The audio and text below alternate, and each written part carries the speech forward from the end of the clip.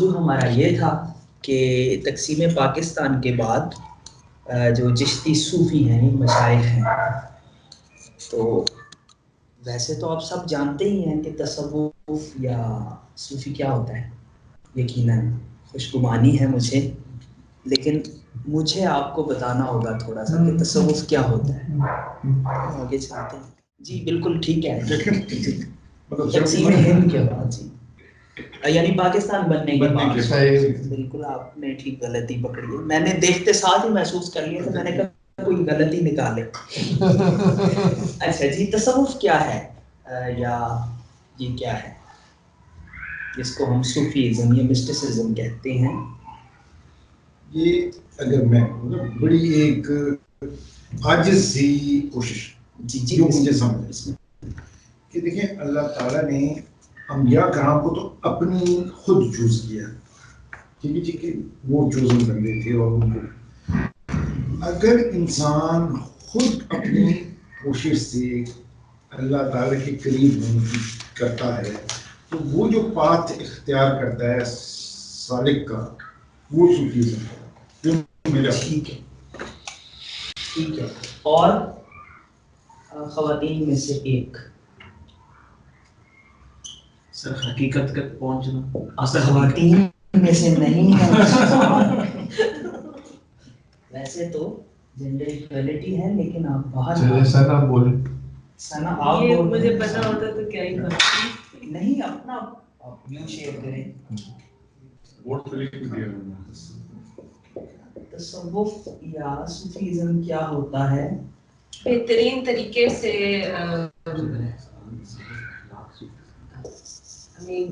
انصاف اگر انسان کرے کہ ہر سچ ڈھونڈنے کی کوشش کرے بہترین طریقے سے۔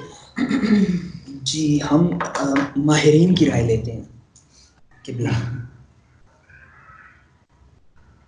اس لیے کہ تصوف کی بہت ساروں نے تعریفیں کی ہیں اور بڑی ڈفرینٹ شیڈز ہیں، تو یہاں سے کوئی شاید منفرد بات ہے۔ ہاں، مطلب اس کو کئی نظامیوں سے پیش کیا جا سکتا ہے، مگر اس کا شاید اس کو دو طرح سے میں بیان کرنا چاہوں گا۔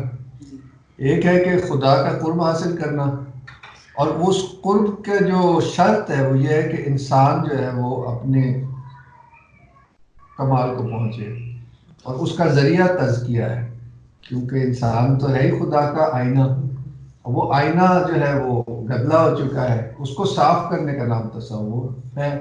اور اس کی بنیاد کے طور پر حضور کی ایک حدیث پیش کرتا ہوں کہ ہر چیز کو صاف کرنے کا ایک آلہ ہے، اور قلب کو یا دل کو صاف کرنے کا آلہ ذکر اللہ ہے، اللہ کی یاد ہے، اور یہ شاید دین کا مقصد ہی یہ ہے، کیونکہ یہ حدیث شاید اس پوائنٹ پہ گئی تھی جب صحابہ نے پوچھا کہ سب سے اچھی چیز کیا ہے، تو حضور نے کہا ذکر اللہ، تو صحابہ نے کہا جہاد، تو آپ نے کہا ذکر اللہ، انہوں نے کہا اور جہاد، انہوں نے کہا ذکر اللہ، انہوں نے کہا تم 3 دفعہ کہا، تو انہوں نے کہا تم لوگ اپنی تلواریں مشرکوں کے گردنیں کاٹ کاٹ کے یہاں تک کہ تلوار ٹوٹ جائے پھر بھی ذکر اللہ، کیونکہ مقصد دین کا یہ ہے کہ انسان کو دوبارہ سے انسان بنا دے، تو یہ تو پھر دین کا مغز اور ہو گیا اس ڈیفینیشن سے۔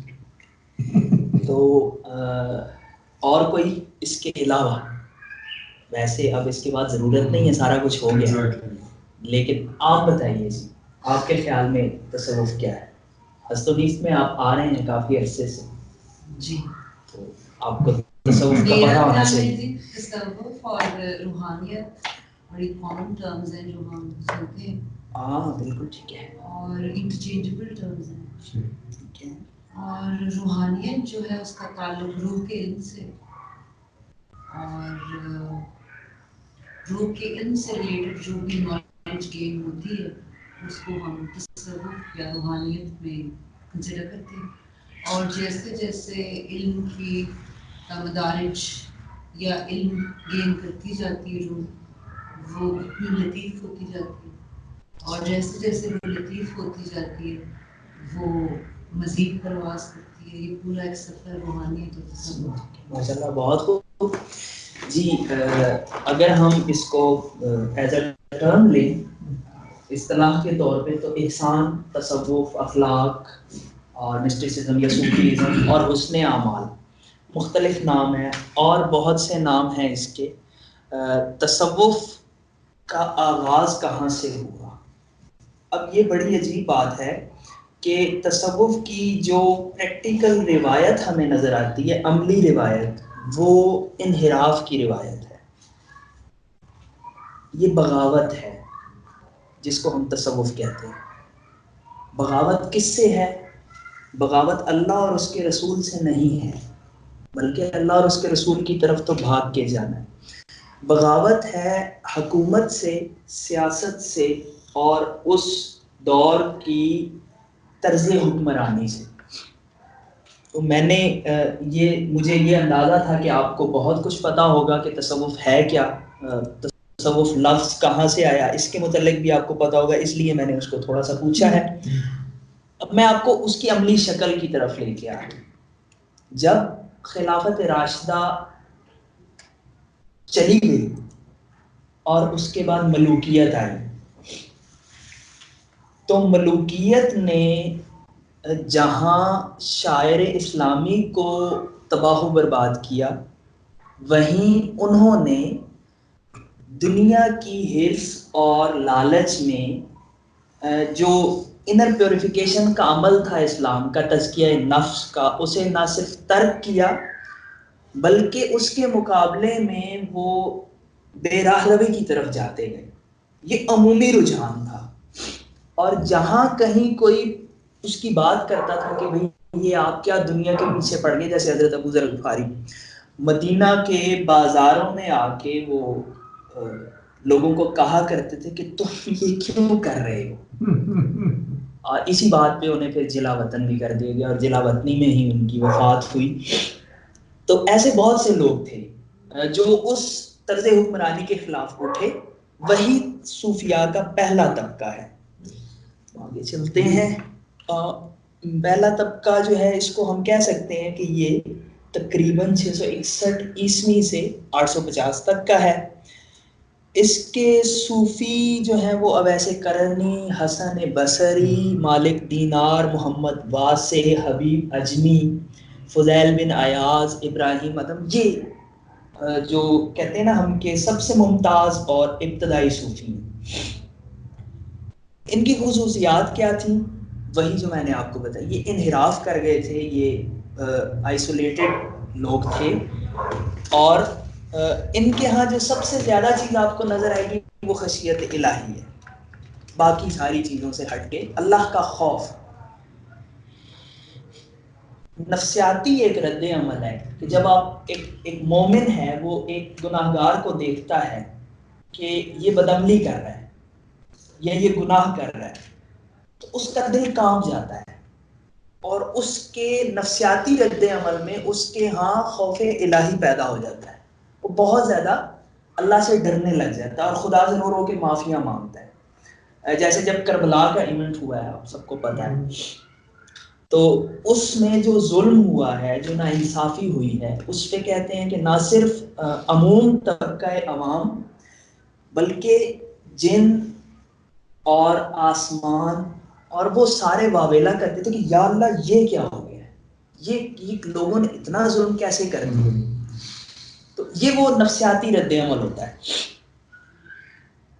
آگے چلیں جی، یہ پہلا طبقہ گزر گیا۔ دوسرا طبقہ ذوالنون مصری، بایزید بسطامی، جنید بغدادی، منصور حلاج اور اس دور کے باقی جو لوگ تھے۔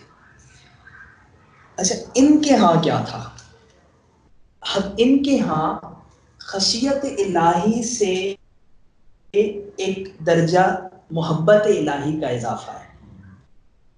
اس کی وجہ ظاہر یہ ہے کہ اس وقت میں جو حکومت تھی وہ تو اپنے پنجے مضبوط کر چکی تھی اور اقلیت کا رجحان بڑھ گیا تھا، لوگ فقہی مسائل میں، فلسفیانہ مسائل میں الجھ گئے تھے، تو ان لوگوں نے پھر انحراف کیا ہے یہ روایت انحراف کی، انہوں نے انحراف کیا ہے، اور یہ عشق کو محبت اور ایمان کی بڑھوتری میں مسلسل مصروف ہو کے اس حد تک بڑھ گئے کہ منصور حلاج کا آپ کو پتہ ہے حضرت جنید بغدادی اس وقت مفتی تھے، فتویٰ دیا انہوں نے، لیکن اس کے باوجود جنید بغدادی کی تعلیمات اگر آپ دیکھیں تو وہاں سارا کچھ محبت الہی سے متعلق ہے.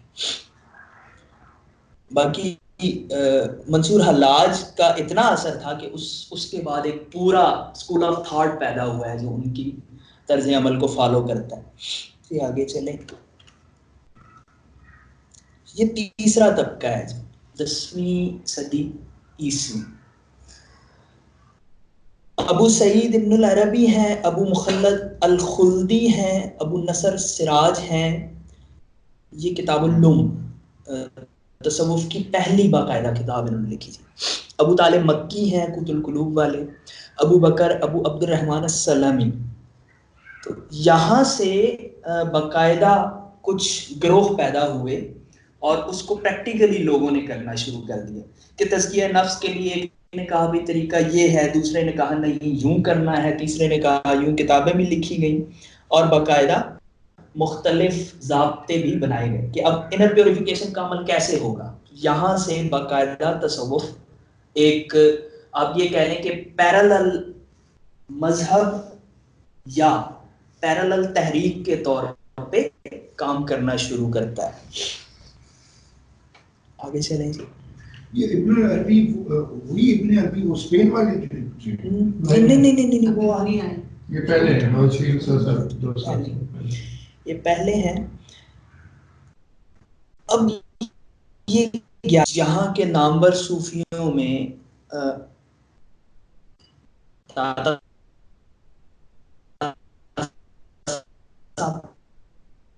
سارے جانتے ہیں ابو سعید ابو الخیر وہ رباعیات ابو سعید ابو الخیر والے، اور نعیم اصبہانی. یہ اصبہانی ہے، اصفہانی نہیں ہے. تصوف کی باقاعدہ تحریک شروع ہوئی اور کئی گروہ پیدا ہوئے، کتب لکھی گئیں اور اصلاح باطن اور تزکیہ نفس کے لیے مختلف طریقے اختیار کیے گئے. اور ساتھ ساتھ وہ جو مختلف لوگ کام کر رہے تھے ان کو بھی آپ یہ کہہ لیں کہ ملامت کی جانے لگی. جیسے داتا علی اجویری کی آپ کتاب اٹھا کے پڑھیں تو وہ شاکی ہیں اور وہ یہ کہتے ہیں کہ جی اس دور میں تصوف کے نام پہ بہت سارے ایسے لوگ آ گئے ہیں جو لوگوں کو گمراہ کر رہے ہیں، خود بھی گمراہ ہیں، اور مطلب اب وہ اس جو طریقہ پہلے بن چکا تھا اس کی پیوریفیکیشن کا عمل شروع ہو گیا. یہاں بھی پھر انحراف ہے، یعنی جو ڈگر چل رہی ہے اس سے ہٹ کے صوفی ایک نیا کام کر رہا ہوتا ہے. آگے چلیں جی. یہ 12ویں صدی ہے. یہاں اب تصوف ہی تصوف ہے. یہاں تصوف کا ہولڈ ہے اور ایون جو ایوان حکومت ہے وہاں بھی صوفیوں کی کارگزاری ہی ہوا کرتی ہے. عبد القادر جیلانی ہیں، غوث اعظم، امام غزالی ہیں، نجیب الدین سہروردی ہیں، ابن عربی ہیں اور شہاب الدین سہروردی ہیں.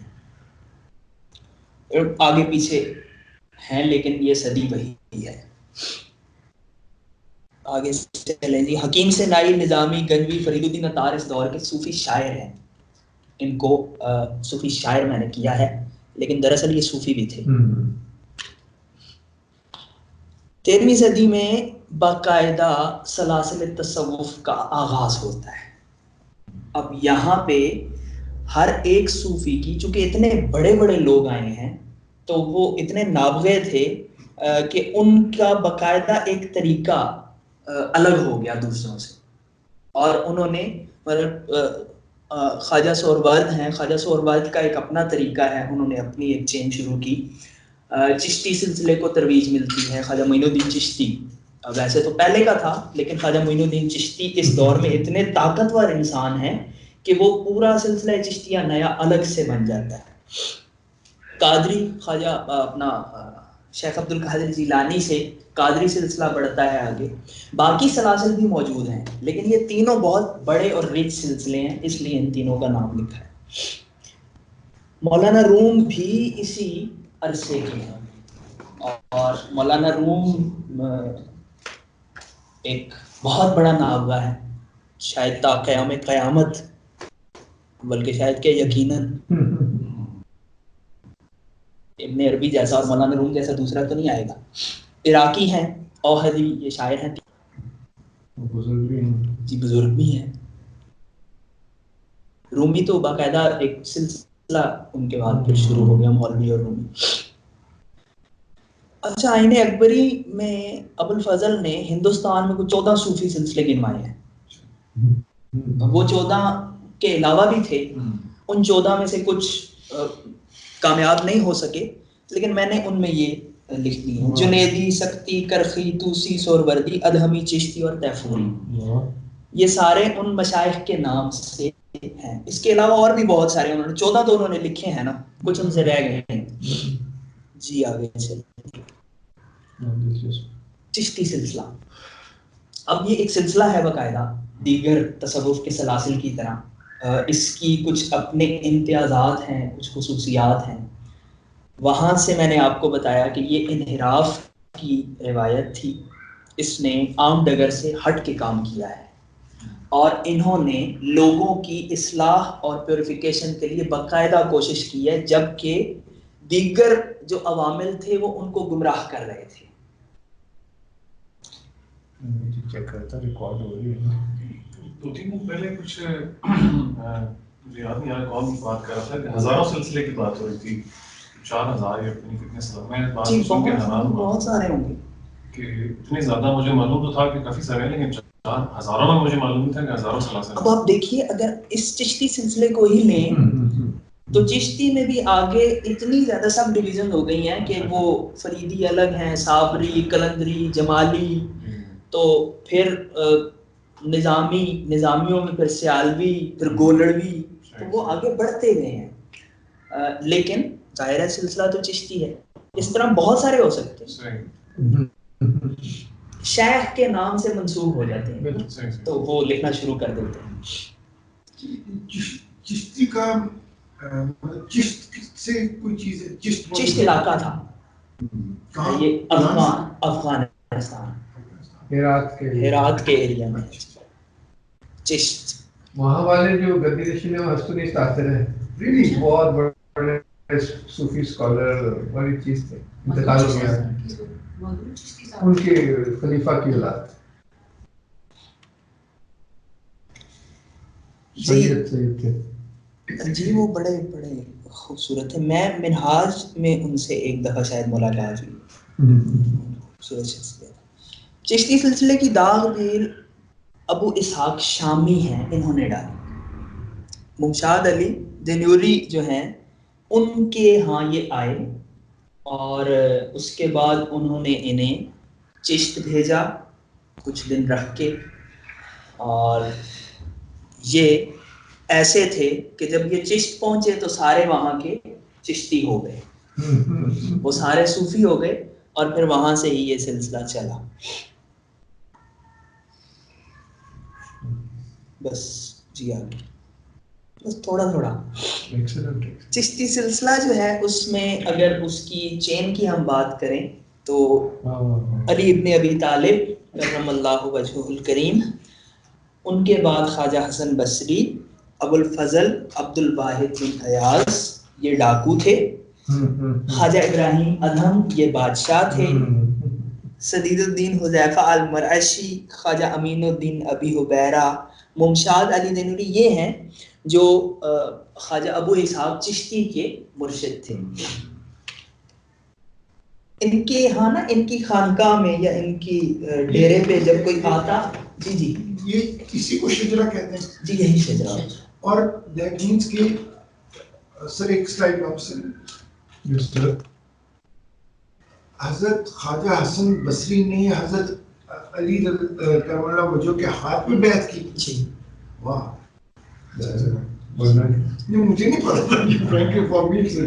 جی جی جی سر یہ میں نے کسی جگہ کچھ تو پڑھا کہ جس وقت مولا علی کی شہادت ہوتی ہے اس وقت حسن بصری کی جو عمر ہے وہ بہت 10-12 سال سے زیادہ نہیں ہو سکتی. ये लोग कहने की कोशिश करते हैं, इस पे स्कॉलरशिप बहुत फर्क है। अच्छा, बहुत असल में मसला क्या हुआ है, वहाँ ख्वाजा हसन बसरी जो हैं वो आपके मौला अली के घर रहे हैं, और ये पैदा हज़रत उमर के दौर में हुआ है।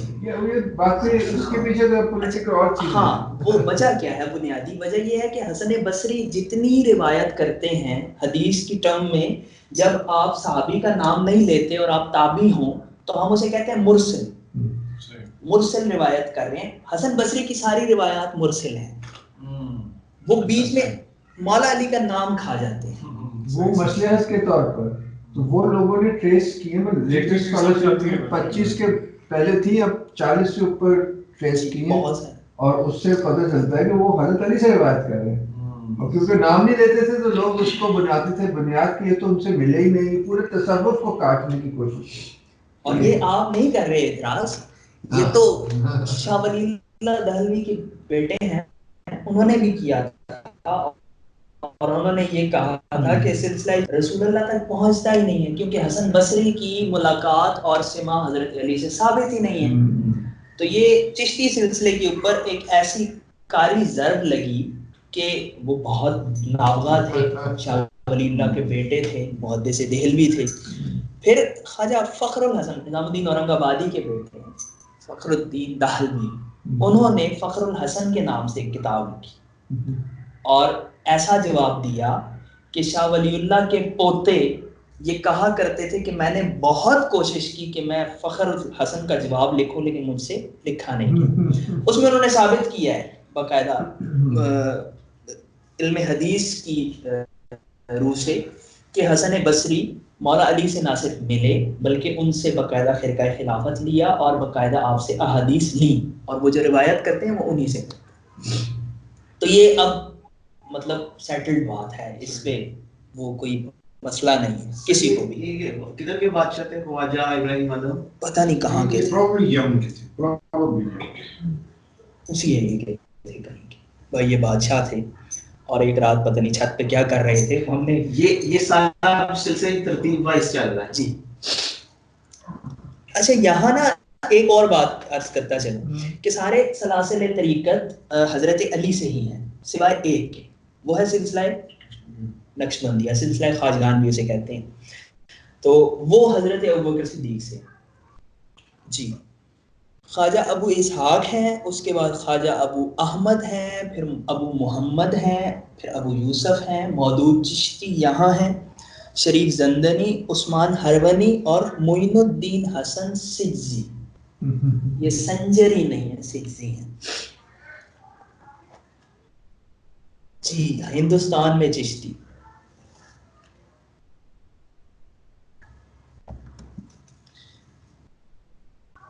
ख्वाजा मोइनुद्दीन हसन सिज्जी चिश्ती। अच्छा, कहते हैं कि आपसे पहले भी कुछ चिश्ती बुजुर्ग यहाँ आए थे, मसलन अबू मोहम्मद के बारे में लिखा है कि सुल्तान महमूद गजनवी के साथ आए थे, लेकिन ख्वाजा अजमेर सुल्तानुल हिंद है कि नबी मुकर्रम सल्लल्लाहु अलैहि वसल्लम की बारगाह से आपको कहा गया कि तुम्हें हमने हिंद की सल्तनत बख्श दी, और वो ऐसी मिली है कि आज तक हिंद पे चिश्तियों का राज है। हिंदुस्तान के अगर कहा जाए कि सबसे बड़े, मुख्तसर अगर उनको ग्राउंड रियलिटीज के साथ ख्वाजा साहब को देखा जाए, तो वो सबसे बड़ा जो समाजी इनकलाब आया है उसको शुरू करने वाले, और ना सिर्फ शुरू करने वाले बल्कि उसे उरूज तक पहुंचाने वाले मोइनुद्दीन चिश्ती हैं। हिंदुस्तान में आप जब आए तो भला कहाँ आए थे? अजमेर उस वक्त ऐसी जगह थी जो हिंदुस्तान की सारे का मरकज और गढ़ था। पॉलिटिकली, सोशली, इकोनॉमिकली बहुत स्ट्रॉन्ग जगह थी जहाँ पे ख्वाजा साहब आए और ख्वाजा साहब आके बैठ गए। और ये ख्वाजा साहब का बहुत ज़्यादा एतमाद था। तो ये पता नहीं उन्होंने कैसे किया। और फिर कहते हैं कि आपकी कैफियत ये थी कि आप जिसको देख लेते थे वो सीधा हो जाता था, नजर की तरह देखने से सिर्फ फैजान में नजर जिसको देख लेते थे नजर भर के वो اس کے بعد وہ معصیت کی طرف نہیں جاتا تھا. کہتے ہیں معصیت اس کے اندر سے خشک ہو جاتی تھی, معصیت کے سوتے ہی ختم ہو جاتے تھے. معصیت یعنی گناہ. اور آپ کی کیفیت یہ تھی کہ آپ دو تہی کہتے ہیں, دو وہ جو ہم قالین کے اوپر وہ چادر سی بچھاتے ہیں, گدڑی سی, اس کو میں نے گدڑی لکھا ہے لیکن وہاں کتابوں میں دو تہی لکھا ہوا ہے, اس میں آپ ہوتے تھے اور جھونپڑی میں بیٹھے رہتے تھے. روزہ تو مشائخ رکھا ہی کرتے تھے, افطار میں تھوڑی سی روٹی آپ کو میسر آتی تھی, اور ہند پورے کے آپ سلطان تھے. تو بس یہ کافی ہے, کافی. آپ کی تعریف میں یہ بہت کافی ہے. یہ کیا ہے, یہ تو ٹائٹل ہے یا جی آپ کے اوپر کلاس میں آ کے مجھ سے لے جائیں. خواجہ بزرگ کو شیخ کو کہتے ہیں, تو خواجہ جی یعنی محترم, جیسے ہم سید کہتے ہیں. خواجہ بطور سابقہ کے سارے مشائخ کے ساتھ آتا ہے. جی سر. خواجہ معین الدین چشتی اجمیری کے دو خلفاء بہت قابل ذکر ہیں, قطب الدین بختیار کاکی یا بختیار کاکی, اور شیخ حمید الدین ناگوری. دونوں کی اپنی خصوصیات ہیں. ہوا یہ تھا کہ کچھ عرصے بعد خواجہ معین الدین چشتی اجمیری ابھی ادھر ہی تھے کہ وہ جو اجمیر کی مرکزی حیثیت تھی وہ ختم ہو گئی اور وہ دہلی شفٹ ہو گئی, جیسے دارالحکومت شفٹ ہونے کی وجہ سے ہو جاتا ہے. تو کچھ عرصے میں لیکن خواجہ صاحب نے وہاں سے نقل مکانی نہیں کی, بلکہ آپ وہیں بیٹھے پورے اعتماد کے ساتھ کہ ہندوستان میرے پاس ہے کیونکہ رسول نے مجھے دیا ہوا ہے. آپ نے قطب الدین بختیار کاکی کو دہلی بھیج دیا, اور اب دیکھ لیں کہ وہ کیسے خلیفہ ہوں گے کہ خواجہ صاحب نے ان کو بھیج دیا. اور قطب الدین بختیار کاکی کی کیفیت یہ تھی کہ خواجہ صاحب ایک دفعہ آئے بختیار کاکی علیہ رحمہ سے ملنے کے لیے, تو دیکھا کہ یہاں کا جو مفتی ہے وہ قطب الدین بختیار کاکی کو پسند نہیں کرتا. تو آپ نے کہا چلو تم میرے ساتھ چلو. آپ لے کے قطب صاحب کو نکلے تو لوگ دولت آ گئے, اس داروں قطار ہوتے تھے اور کہتے تھے کہ حضرت ان کو مت بھیجیے, یہاں سے نہ لے کے جائیے. آپ نے جب یہ کیفیت دیکھی تو آپ نے کہا اچھا چلو ٹھیک ہے, میں ایک شخص کی وجہ سے تمہیں نہیں لے کے جاتا, عوام تو تمہیں مانگتی ہے. اور یہ وہی قطب الدین بختیار کاکی ہیں کہ جن کی وفات سما کے دوران ہوئی تھی. ہر زمان آز غائب جانے دیگر است. تو کہتے ہیں ایک مصر کے اوپر روح نکل جاتی تھی, دوسرے پہ واپس آ جاتی تھی. 3 دن ایسے رہا اور پھر آخر آپ نے جان جانے آفرین کے سپرد کر دی. حمید الدین ناگوری, اب یہ ان کے بارے میں ایک بڑی مشہور بات ہے, اور میں یہ سمجھتا ہوں کہ یہی بنیادی وجہ ہے جس پہ خواجہ نظام الدین اولیاء نے بھی, اور پھر بعد میں یہ جو پورا ایک مسلک بنا ہے نا جس کو ہم کہتے ہیں اہل حدیث, تو اس کی بنیاد فراہم کرنے والے ہمارے مشائخ ہیں. اس کی وجہ یہ تھی کہ وہاں جو ایک پیٹرن چل رہا تھا وہ علوم اسلامیہ کا, وہ تھا علوم عقلیہ کا. منطق پڑھی, صرف پڑھی, نحو پڑھی, اور حدیث کے اوپر بہت کم جاتے تھے. اس کے برعکس وہ فقہ کی بہت سی کتابیں اور اصول فقہ کی بہت سی کتابیں اس میں رائج تھی, پڑھاتے تھے. ان مشائخ نے, جس کے بعد پھر ولی اللہ محدث دہلوی آتے ہیں, بڑے بڑے لوگ آتے ہیں جو علم حدیث کو ترویج دیتے ہیں باقاعدہ, اور پھر آگے چلتے چلتے ایک جو انحراف پیدا ہوتا ہے کہ بھئی ہم نے جو فقہائے اربعہ ہیں ان سے بالکل ہم نے ان کو چھوڑ دینا ہے. تو اس کی بنیاد فراہم کرنے والے یہ ہیں, اور یہ کہا کرتے تھے خود, ان کے ملفوظات میں ہے کہ بھئی میں تو تصوف سے زیادہ علم حدیث لوگ مجھ سے سننا پسند کرتے ہیں, میں تو انہیں وہی سناتا ہوں. اور یہ کھیتی کرتے تھے، اور لکھا ہوا ہے کہ ان کی جو زوجہ تھی ان کے سر پہ دوپٹہ نہیں ہوتا تھا، اتنی غربت میں یہ رہتے تھے. اور جو اس وقت کے زمیندار تھے یا نواب تھے، انہوں نے کئی دفعہ آفر کی کہ آپ یہ لے لیں وہ لے لیں. ان کا نہیں بھائی، مجھے میرے شیخ کا یہی حکم ہے اور میں اسی میں رہ رہا ہوں. خواجہ معین الدین چشتی اجمیری جو ہے وہ تبلیغ و اشاعت کرنے والے کو ملازمت سے، شغل سے، کسی بھی قسم کے روکا کرتے تھے. اور یہ چشتی مشائخ کے ہاں ایک ہے کہ آپ جو ہے وہ ان مشائخ کے ہاں کہ آپ نے کوئی کام اور نہیں کرنا. پھر اگر آپ کوئی اور کام کریں گے تو آپ گویا غیر حق میں مشغول ہو رہے ہیں. آپ کہہ رہے ہیں کھیتی بڑی کیا کرتے تھے. ہاں جی، وہ ان کو یہ اجازت تھی کہ اتنی کھیتی کر سکتے ہو کہ تم اپنا کھاؤ. اچھا اچھا. تو میرا خیال ہے بیگھا کتنا ہوتا ہے، بیگھا زمین کتنی ہوتی ہے؟ بہت بڑی. کتنے؟ 4 ایک بیگھا زمین تھی ان 2 بیگھے کا وہ ایک بیگھا زمین تھی ان کے پاس، لکھا ہوا یہی ہے اس کے اوپر یہ. تو میرا خیال ہے اپنے گھر کا ہی وہ چلاتے ہوں. جی، سرور و صدور ہے، یہ بہت پائے کی کتاب ہے، ان کے ملفوظات ہیں.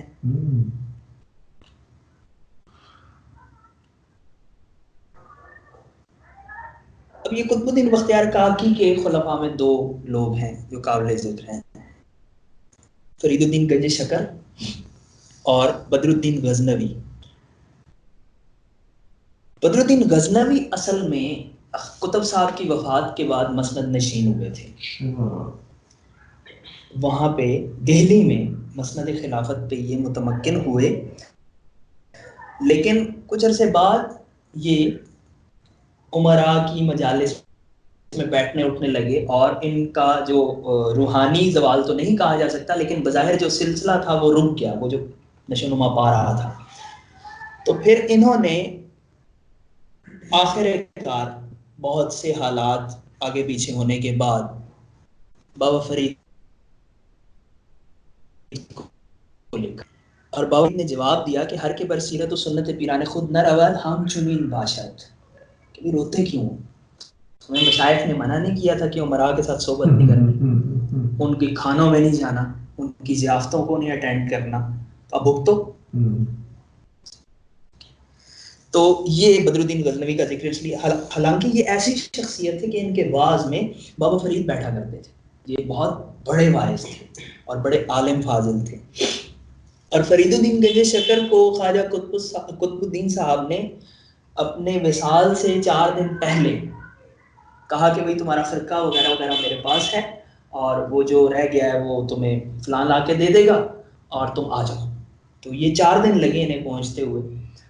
وہاں وصال ہو چکا تھا آپ کا، اور آپ وہاں پہ، اور آپ کو خواجہ صاحب نے یہ کہا تھا قطب صاحب نے کہ ہمارا مقام ہی تمہارا مقام ہے، مطلب یہ کہ تم نے ادھر ہی بیٹھنا ہے. تو وہ ادھر بیٹھے، اور تیسرے دن ہانسی سے ایک آدمی روتے روتے آیا کہ پہلے تو آپ ہانسی میں ہوتے تھے تو ہم آپ کو دیکھ لیا کرتے تھے حضرت، اب ہم کیا کریں گے، آپ وہیں سے چل گئے. لوگوں نے کہا کہ آپ کو پیر یہاں بٹھا کے گئے؟ انہوں نے کہا نہیں، پیر نے مجھے جو نعمت دی ہے وہ ہر جگہ کے لیے یکساں ہے. اور یہ فیصلہ بابا فرید کا ایک تو اجتہادی بھی تھا، دوسرا یہ تھا کہ وہ فیصلہ بڑا دور رس نتائج کا حامل ہوا. چشتی سلسلے کو ہانسی میں جو ترویج ملی وہ شاید اس دہلی میں اس وقت نہ ملتی. باقی بابا صاحب کی کیا بات ہے، بابا صاحب کے بارے میں تو کچھ کہنا جو ہے وہ. جی، سورج کو چراغ دکھانا، زہد الانبیاء کا ٹائٹل ہی کا شیخ الاسلام ہیں، آپ فرد فرید ہیں، زہد الانبیاء، بہت مجاہدات بہت کی. خواجہ صاحب نے بہت کچھ کیا. جی، خواجہ صاحب کے ہاں آپ کا مرجع خلائق ہونے کا عالم یہ تھا کہ ایک دفعہ لشکر آیا، اور لشکر پورے نے کہا کہ ہم نے اس ایریا سے گزرا، جنگل بیلے میں بیٹھے ہوئے تھے، لشکر پورے نے کہا کہ ہم نے بابا صاحب کی زیارت کرنی ہے. تو بابا صاحب لوگ اتنے زیادہ تھے کہ آپ گھبرا گئے کہ یہ کیا ہے، اور آپ اس دائرے میں اندر نہ، آپ نے کہا میں نے نہیں ملنا کسی نے کہا کہ حضرت کیا کرتے ہیں؟ پھر آپ کی جو آستین تھی وہ یوں لٹکائی قمیض اور لشکر گزرتا تھا اور اس کو وہ کہتے ہیں کہ وہ لیرو لیرو ہوتی تھی. تو خواجہ صاحب کی محفل میں ہندو کسی مذہب کسی مسلک کا آدمی آتا خواجہ صاحب, اور خواجہ صاحب کے تربیت یافتگان ہیں یہ. آپ چشتی سلسلہ دراصل خواجہ فرید ہیں, خواجہ معین الدین کے بعد خواجہ فرید ہیں جن سے اس کو ترویج ملی ہے چشتی سلسلے کو. جی خواجہ نظام الدین اولیاء ہیں. پھر خواجہ نظام الدین اولیاء خواجہ فرید الدین گنج شکر کے خلفاء میں جمال الدین ہاشمی ہیں, چشتی جمالی سلسلہ ہے. علی احمد صابر پیا مشہور ہیں, تو کہتے ہیں صابری سلسلہ. اور خواجہ نظام الدین اولیاء ہیں, بدر الدین اسحاق ہیں اور خواجہ عارف ہیں. تو خواجہ جمال الدین کے بارے میں کہا کرتے تھے جمال تو ہمارا جمال ہے. یہ پروٹوکول تھا آپ کا. اور صابر پیا کا پروٹوکول تو بہت زیادہ تھا. اور خواجہ نظام کی کیا بات ہے, خواجہ نظام اصل میں خواجہ فرید کے نائب تھے. جی آگے چلیں. جی خواجہ نظام الدین اولیاء کا جو آگے چلیں جی, کیونکہ مجھے لگ رہا ہے کہ ٹائم کم ہے. خواجہ نظام الدین اولیاء کی یہ کیفیت تھی کہ کسی دکھ کے مارے کو کوئی تکلیف ہوتی, کسی حکمران سے شکایت ہوتی, کوئی بیوہ ہے اسے روٹی نہیں مل رہی, اس نے ریاض پور دوڑ میں نظام کے پاس جا رہا. یہ اس دور کے لوگوں کی عام کیفیت تھی کہ وہ بھاگتے تھے آپ کی درگاہ کی طرف. اور آپ کا یہ عالم تھا کہ آپ شروع میں جب آئے تو فاقے ہوتے تھے, اور پھر ایسا ہوا کچھ عرصے میں کہ ہزاروں لوگ روزانہ وہاں سے لنگر کھایا کرتے تھے. اور آپ کی بارگاہ سے نکلنے والوں میں ایک نام امیر خسرو کا ہے. ایسے بڑے آدمی ہیں, نابغہ ہیں, اور بہت سارے لوگ ہیں. اب ہم چشتی سلسلے کی جو خاص چند چیزیں ہیں جو باقی صوفیاء میں بھی ہیں اور ان کے ہاں تھوڑی سی اور طرح ہیں, وہ محبت خدا ایک خاص صوفی کیفیت ہے, اس کے بغیر صوفی نہیں ہوتا. یہ واقعہ ہے جو خواجہ نظام ہی بیان کر رہے ہیں, فواد شریف سے ہے. کہتے ہیں کہ ایک بزرگ شیخ دریا کے کنارے رہا کرتا تھا اور اس کی ایک عورت تھی, یعنی بیوی تھی. ایک روز اس نے عورت سے کہا کہ کھانا لے کے جاؤ, دریا کے پار فلاں درویش بیٹھا ہوا ہے اس کو دے آؤ. عورت نے کہا پانی گہرا ہے, عبور کس طرح کروں گی؟ شیخ نے کہا دریا کے کنارے جا کر کہنا کہ میرے شوہر کی حرمت سے جس نے کبھی مجھ سے صحبت نہیں کی مجھے رستہ دے. وہ اللہ کی بندی حیران ہو گئی کہ یہ کیا کہتا ہے. بہرحال وہ گئی, اس نے کہا اور دریا نے اسے راستہ دے دیا. وہاں پہنچی, اس درویش کو کھانا دیا اور پھر کہا آئی تو اس طرح تھی تو اب جاؤں گی کیسے؟ تو اس نے کہا کہ تم یہ کہنا کہ اس شیخ کی حرمت سے جس نے 30 برس سے کسی قسم کا کھانا نہیں کھایا. پھر آ گئی 35-40 سالوں بیچاروں کی عمر ہونی ہے یا زیادہ بھی ہو, تو 30 برس سے انہوں نے کھانا نہیں کھایا کسی بھی طرح کا. وہ آئی اور آ کے اب اپنے بندے کو کہتی ہے کہ تم اب انسان بنو اور مجھے بتاؤ کہ یہ تم نے جھوٹ جو بولے ہیں یہ ہے کیا؟ اتنے بچے ہیں میرے, تم نے مجھے کہا کہ یوں کہو, ایک جھوٹ دریا نے راستہ بھی دے دیا. وہ میرے سامنے کھانا کھا رہا تھا اور اس نے مجھے کہا کہ کھانا نہیں کھایا, یہ بھی جھوٹ ہے. تو انہوں نے کہا کہ واضح ہو کہ میں نے کبھی بھی اپنے نفس کی خواہش سے تمہارے ساتھ صحبت نہیں کی, اور اس درویش نے کبھی نفس کی خواہش سے کھانا نہیں بلکہ خدا کی عطا. اور پھر خواجہ نظام یہ کہتے ہیں ان بود معنی ہر دو سخ, یعنی اور شان ہمیں حق ہر وقت حق کے ساتھ نیت نشان، ان کی نیت جو ہے وہ ہمیشہ حق کی طرف رہتی ہے، وہ حق کے لیے ہی سارا کچھ کرتے ہیں. خدا کی محبت کا یہ معنی ہے کہ آپ اتنے زیادہ خدا میں منہمک ہیں کہ آپ جو کچھ کر رہے ہیں آپ اس کو سوچ کے کر رہے ہیں. اس پہ اور بہت ساری باتیں ہیں، لیکن یہ بہت خاص ایک واقعہ ہے جو میں نے یہاں لکھا، فؤاد شریف سے ہے. جی اب یہاں سے آگے چلتے ہیں کہ محبت الہی جو ہے اس کی عملی صورت کیا ہے چشتیہ کے ہاں، خاص چشتیہ کے ہاں. تو محبوب الہی فرماتے ہیں کہ اطاعت دو طرح کی ہوتی ہے. ایک ہے لازم پڑھیں، آپ روزہ رکھیں، آپ حج کریں، آپ نوافل پڑھیں، اوراد کریں، تسبیحات پڑھیں، ذکر کریں. اور متعدی وہ ہے کہ آپ دوسروں کو فائدہ پہنچائیں. تو یہ اصل اطاعت ہے. غیر کے حق میں مہربانی کریں تو یہ ایسی اطاعت ہے جو پھیلتی جاتی ہے اور اس کا ثواب 2 گنا 3 گنا 100 گنا بڑھتا جاتا ہے. آپ نے ایک مرتبہ فرمایا کہ مجھے خواب میں ایک کتاب دی گئی جس میں لکھا تھا جہاں تک ممکن ہو دلوں کو راحت پہنچاؤ کیونکہ مومن کا دل اسرار ربوبیت کا محل ہے. ایک بزرگ نے خوب کہا می کوش کے راحتی بے جانی بے رسد یا دست شکست بے نانی بے رسد. کوشش کر کے کسی دل کو راحت پہنچائے یا کسی ٹوٹے ہاتھ کو یعنی کمزور ہاتھ کو روٹی یا خوراک پہنچا. آگے ایک بات اور لکھی ہے کہ لوگوں کے آپس میں معاملہ جو کرتے ہیں وہ 3 طرح کا ہے. ایک تو ایسا شخص ہے جو نہ دوسرے کو نقصان پہنچاتا ہے نہ فائدہ پہنچاتا ہے، وہ جامع ہے. ایک وہ شخص ہے جو دوسروں کو فائدہ پہنچاتا ہے، تو وہ اس سے بہتر ہے. اور سب سے بہتر یہ ہے کہ جو دوسروں کو فائدہ ہی پہنچاتا ہے چاہے دوسرے اس کو نقصان ہی پہنچائے. تو یہ سب سے خواجہ نظام کو منبر پہ کھڑے ہو اور خواجہ نظام کے خانقاہ سے انہی مولوی صاحبان کو لنگر جایا کرتا. کیا بات ہے. اچھا وہ بہت سی باتیں تھیں. خواجہ صاحب سما کیوں کرتے ہیں، خواجہ صاحب کو سجدے کیا کرتے تھے لوگ. خواجہ صاحب تو مطلب دیوتا بھگوان تھے، وہ جلن ہوتی ہے بس اور کچھ نہیں ہوتا. جی آگے چلیں. ہمارے پاس ٹائم کتنا ہے؟ 15 منٹ 20 بھی کہہ سکتے ہیں. اللہ اکبر.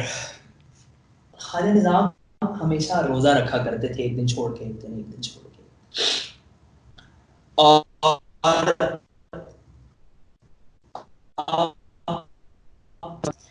تو یہ آئے جن کی ڈیوٹی تھی اور انہوں نے یہ کہا کہ آپ اتنا کم کھانا کھاتے ہیں، یوں تو آپ کا ضعف بڑھ جائے گا، کمزور ہو جائیں گے، نہ روزہ رکھنے کے لائق رہیں گے نہ عبادت کے. تو آپ رونے لگے اور رو کے آپ نے کہا چندین مسکینان و درویشان در کنجھائے مساجد و دکان ہا گرسنے و فاقے زدے افتادیان این تام در حلق من چگو نفر و ربط. کہ اتنے مسکین ہیں جو دکانوں میں اور مسجدوں کے کونوں میں پڑے رہتے ہیں، بھوکے ہیں، وہ فاقہ زدہ ہیں، ان کے ہوتے ہوئے میرے حلق سے کیسے اترے یہ کھانا.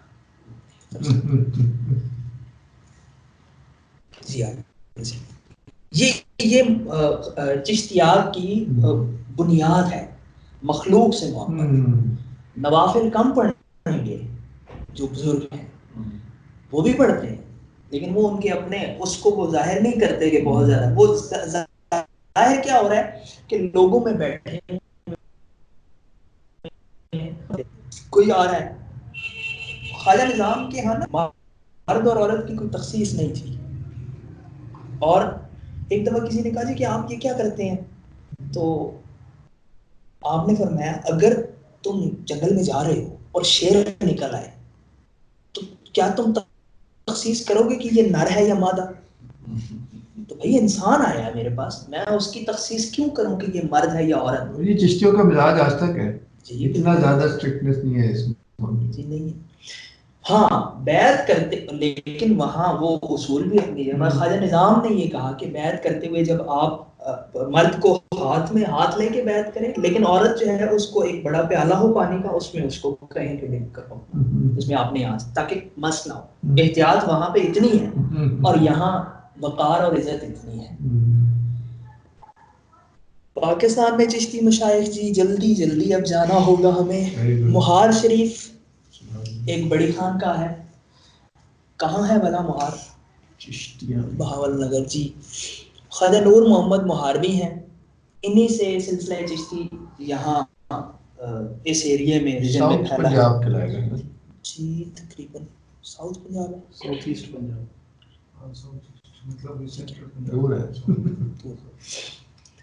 اچھا. حضرت نارو والا، قاری عزیز اللہ، نواب غازی الدین، حافظ غلام حسین، قاری صبغت اللہ، میاں محمد فاضل، یہ آپ کے چند خلفاء ہیں. بے تحاشا ہیں، ہر ایک بزرگ کے بے تحاشا ہیں، لیکن چند یہ ہیں. آگے چلیں جی. ان کے سنین وفات میں نے مینشن کیا ہیں. خواجہ نور محمد ماروی کے خلیفہ شاہ محمد عاقل کوریجا جو ہیں یہ انہی سے پورے وہ ہے. اور یہ خواجہ غلام فرید کوٹ مٹھن والوں کے جد ہیں. تو کوٹ مٹھن کی پوری روایت جو ہے وہ ایک ان کی وجہ سے ہے. چلیں جی آگے، وہ لکھا ہوا ہے اس میں.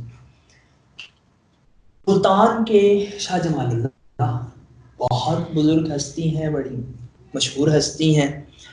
ان کی چند خصوصیات ہیں، یہ سب کے ہاں ہوتی تھی، لیکن کسی کی کوئی چیز بڑی ہوئی ہے، کسی کی کوئی چیز بڑی ہوئی ہے. کہ غریبوں سے محبت کرتے تھے. کھانے میں انہوں نے کبھی عیب نہیں نکالا، اور جب تک باقی سارے کھانا نہ کھا لیتے آپ کھانا شروع نہیں کرتے تھے. اور بچوں سے بہت خوشی سے گفتگو کیا کرتے تھے.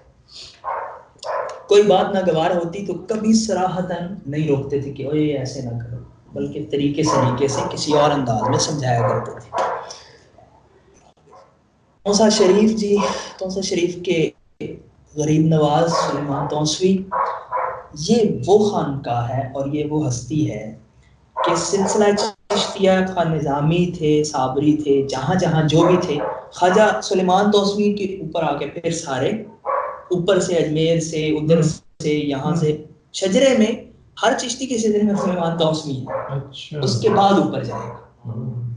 یہ آپ کی کوالٹی، آپ کا ٹبا تھا، آپ کی کیا بات ہے، بس اتنا ہی کافی ہے. جی آگے. خواجہ شمس الدین سیالوی، ہر ایک اصل میں بزرگ جو ہیں ان کے لاکھوں کروڑوں متوسلین ہیں، اور ان کی شخصیت کے بہت سے پہلو ہیں. مطلب اگر ایک ایک کے اوپر الگ الگ لیکچر کیا جائے تو بھی شاید کم ہو. یہ اب خاص کر پاکستان میں آ رہے ہیں، آج تک جو بھی صوفیاں ہیں وہ ان میں یہ کافی ان سے ملتی ہیں نا، ان سارے بزرگوں سے ان کی لڑیاں. جی سارے چشتیوں میں کو بتا کہ یہ آپ جو نام لے رہے ہیں یہ اہم ہے پاکستان کے لیے. جی ہندوستان، مطلب اب وہاں پہ اگر نظام الدین ہے نا تو یہ تقسیم بھی اللہ نے بڑی عجیب کی ہے. یہاں بابا فرید ہے، وہاں نظام الدین ہے. اچھا پھر بختیار کاکی وہاں ہے تو ہمارے پاس توسوی ہیں، خواجہ سلیمان. اب خواجہ سلیمان توسا کے لیے وہاں کے سارے چشتی تڑپتے ہیں، جیسے ہم خواجہ نظام کے لیے تڑپ رہے ہوتے ہیں اور خواجہ اجمیر کے لیے، خواجہ سلیمان توسوی کے لیے اور بابا فرید کے آنے کے لیے ایک بیلنس بڑا انٹرسٹنگ خوبصورت بیلنس ہے. خواجہ شمس الدین سیالوی، یہ سیال شریف سرگودا ایک پوری خانقاہ ہے چشتی، بہت رچ خانقاہ ہے، اور یہ آپ کے عزیز ترین خلیفہ تھے. کون؟ خواجہ شمس الدین سیالوی خواجہ توسوی کے عزیز ترین خلیفہ تھے. اور ان کے عزیز ترین خلفاء میں پیر میر علی شاہ صاحب، غلام حیدر شاہ صاحب جلال پور شریف والے، اور مولوی معظم الدین مرولا والا تحصیل بھیرا. جی معظمی، جو چشتی معظمی ہے. جی میر علی شاہ صاحب کو پتہ ہے اسلام آباد. جی ان کا ہم تھوڑا سا آگے ذکر کریں گے. پیر سید حیدر شاہ صاحب یہ بڑے صاحب جذب بزرگ تھے، اور ان کی سب سے بڑی خاصیت یہ کہ انہیں اپنے مرشد سے بہت محبت تھی. میں نے وہاں جہاں چشتیوں کے وہ بیان کیے، میں نے کچھ اور زبانی بتانی تھی باتیں، لیکن وہ ٹائم چونکہ نہیں ہے. ایک یہ ہے کہ مرشد کے ساتھ بہت زیادہ ایفیلیشن، بہت زیادہ، اور بڑے سے بڑا چشتی بزرگ اٹھا لیں، مطلب بابا فرید شیخ الاسلام ہیں، لیکن بابا فرید نے جو باتیں کی ہیں وہ ساری کی ساری وہی ہیں کہ میرے مرشد نے یوں کہا. نظام الدین کی کوئی کتاب نہیں. نظام الدین جب بھی بیان کرتے ہیں واقعہ تو میرے مرشد یوں کہا کرتے تھے اور آپ روتے تھے. خواجہ نظام ہر مجلس میں رویا کرتے تھے اور کہا کرتے تھے کہ مجھے اپنے پیر کے اخلاق, مجھے اپنے پیر کی سیرت ہر روز یاد آتی, ویسا کوئی نہیں. تو یہ ان کا اپنے مرشد کے ساتھ کمٹمنٹ ہوتا تھا. پھر حیدر شاہ صاحب جی, اقبال نے ان کی تاریخ وفات کہی ہے, تو اس کا مطلب ہے کہ اقبال نے اگر کہی ہے تو بڑے آدمی تھے, بہت بڑے آدمی تھے, کہ اقبال بھی ان کے ہاں جھک رہا ہے. ہر کے برخواہ کے مزار پیر حیدر شاہ آپ خود ہی پڑھ لیجئے گا جی. آگے چلیں. گولڑا شریف, پیر مہر علی شاہ صاحب, پیر مہر علی شاہ صاحب فاتح قادیانیت ہیں. پیر مہر علی شاہ صاحب دیوبند کے فاضل ہیں. پیر مہر علی شاہ صاحب ظاہری باطنی حسن و جمال کا انمول مرقع تھے. آپ سا کوئی نہیں ہوا. اور یہ یہاں پہ پیر مہر علی شاہ صاحب لکھنا تھا, وفات ٹھیک لکھی ہوئی ہے لیکن نام وہی. اقبال جی, یہ آپ نے کیا بولا, دیوبند کے کیا ہے؟ دارالعلوم دیوبند کے فاضل. علماء میں علم شریعت میں بھی پورے تھے. ہاں جی, خالی وہاں سے پڑھ کے نکلے اور یہ طریقت کے سے. ہاں جی, بیعت پہلے ہو گئی. یہ کہتے تھے میں اس کی بات کروں گا جو مجھ سے زیادہ خوبصورت ہو. خواجہ شمس الدین سیالوی کو دیکھا نا تو بس گئے. یہ بہت پیر مہر علی صاحب, آپ نے پیر نصیر کو تو دیکھا ہے نا, یہ خوبصورت تھے, بہت خوبصورت تھے. اقبال ان کو خط لکھتے ہیں جی, اور دیکھیں آپ انداز دیکھیں کہ اگرچہ زیارت اور استفادے کا شوق ایک مدت سے ہے, تاہم اس سے پہلے شرف نیاز حاصل نہیں ہوا چونکہ بہت سست تھے. اب اس محرومی کی تلافی اس عریضہ سے کرتا ہوں. گو مجھے اندیشہ ہے کہ اس خط کا جواب لکھنے یا لکھوانے میں جناب کو زحمت ہوگی. بہرحال جناب کی وسعت اخلاق پر بھروسہ کرتے ہوئے یہ چند سطور لکھنے کی جرات کرتا ہوں کہ اس وقت ہندوستان بھر میں کوئی اور دروازہ نہیں جو پیش نظر مقصد کے لیے کھٹکھٹایا ہے. اس کے بعد ابن عربی سے متعلق سوالات کر رہے ہیں اقبال, اور خصوصاً وقت کے کانسیپٹ پہ ان کا تھا, زمان و مکان کے. تو اور پیر مہر علی شاہ صاحب اپنے دور میں ابن عربی پہ اتھارٹی تھی. بالکل. جی آگے. میرا شریف خواجہ احمد میروی ہیں, یہ بھی ایک بزرگ ہیں, اور شمس العارفین سے جو ہے یہ ان کے قریب آتے جا 1911. جی جی. اب یہاں پہ ان کے خلفاء میں امیر احمد بسالوی میں نے ذکر کیا ہے, لیکن فخر الدین بیربلوی ایک نام ہے, اور فخر الدین بیربلوی آگے آ جائیں جی. فخر الدین بیربلوی 1945 میں فوت ہوئے ہیں. یہ بیربل شریف مشہور جگہ ہے, اور وہاں کے یہ بزرگوں میں سے, وہاں دو سلسلے ہیں, نقشبندی اور چشتی, تو یہ چشتی بزرگ ہیں. ان کے بیٹے معین الدین چشتی, میں نے ان کو دیکھے ہوئے لوگوں کو میں جانتا ہوں, وہ ان کو یاد کر کے روتے ہیں کہ کیسے خوبصورت انسان تھے. یہ پاکستان آ گیا. جی پاکستان آ گیا. اور صاحبزادہ محبوب حسین ابھی زندہ ہیں, ایک بہت بڑا انہوں نے مدرسہ بنایا, بڑے فاضل ہیں, میں ان سے ملا ہوں, بہت خوبصورت نفیس انسان ہے. بزرگوں کا بہت حد تک عکس ہے ظاہری اخلاق میں, کردار میں. جی آگے چلیں. یہ آپ لوگوں کے لیے غیر معروف شخصیت ہوں گے, بلکہ بہت جگہوں پہ ان کا ذکر بھی نہیں ہے. یہ ایک ایسا چشتی صوفی ہے جو اجمیر سے صرف اس لیے آیا ہے کہ پاکستان بن گیا. تو اجمیر کی وہاں کی سجادگی چھوڑ کے یہ پاکستان آ گئے, اور ہجرت کی پورے خانوادے کے ساتھ. ان کو سیال شریف والوں نے 10 سال مہمان رکھا, پھر انہیں زمین الاٹ ہوئی پشاور میں, پھر ایک کھٹڑ خان صاحب نے ایک گاؤں دیا انہیں پورا, اور یہ وہاں پہ گلشن سلطان الہند فتح جنگ میں ہے. فتح جنگ اسلام آباد کے پاس, فتح جنگ میں ہے اسلام آباد کے پاس. خٹک گاؤں, اب کیا کھٹڑ خان جی. تو یہ پاکستان کیوں آیا پتا اس لیے کہ تحریک پاکستان میں بڑے سرگرم تھے وہاں اجمیر شریف کے سجادگان, یہ وہاں پہ سجادہ نشین تھے. تو جب پاکستان بن گیا تو انہوں نے کہا اب بنا لیے ہم نے, تو ہم کیوں رہ جائیں یہاں. یہ سارا مال و دولت یہ وہاں پہ دیوان کا عہدہ بہت بڑا عہدہ ہوتا تھا اور وہ کمشنر کے پیرلل ہوتا تھا، اب وہاں سے آ گئے. تو بہت بڑی قربانی ہے پاکستان کے لیے. کتنے مشائخ نے قربانیاں دی ہیں. اچھا، ان کے بزرگوں میں خلفاء میں ایک خلیفہ ہیں بہرام رنیال ناڑوی، ان سے بھی آپ جی ناڑا گاؤں کے ہیں، اٹک کے. جی آگے چلیں. مسلم کے ایریا داخل ہو گیا. بہت خوبصورت جگہ ہے یہ، بہت زیادہ خوبصورت جگہ ہے. لے کے جاؤ تو پتہ چلے نا. ابھی آگے جانا. جی جی آگے چلیں، یہ پڑھتے رہیں گے خود ہی. فضل داد بہرام، ان کا لقب شیر رسول ہے، بابا جی حضور کے نام سے یاد کیے جاتے ہیں. یہ اجمیر گئے تھے اور خلیفہ ہو کے آئے تھے. تو زیادہ پڑھے لکھے نہیں تھے، شرعی علوم پہ دسترس نہیں تھی، تھانے دار تھے، برٹش تھانے دار تھے اور کھٹڑ تھے، گھوڑے پہ سواری کرتے تھے. پولیس کی نوکری نہیں بھائی، شدید مجاہدے کیے، اتنے مجاہدے کہ آپ کا جو اندر تھا باطن وہ زخمی ہو جاتا تھا. الٹی تہجد وقت نا الٹی کرتے تھے بار بار کہ اندر کچھ رہ نہ جائے، کوئی گند نہ رہ جائے، اس کو نکالتے تھے اور پھر نماز پڑھا کرتے تھے. اور آپ کا عالم یہ تھا کہ آپ وہ وہاں پہ سطح مرتفع ہے تو وادیاں ہوتی ہیں، نیچے پہاڑی اونچا نیچا ہے، تو آپ اللہ کا ذکر کرتے ہوئے چلتے رہتے تھے. اور کبھی ایسا نہیں ہوا کہ آپ کو کسی نے دیکھا ہو کہ یہ نیچے ہوئے ہیں یا اوپر ہوئے. اسموتھلی کوئی گھاٹی ہے، کوئی چیز ہے، ساری رات وہاں پہ. وہ بہت خطرناک ایریا، کالا چٹا کا پہاڑ ہے جن لوگوں نے دیکھا ہے.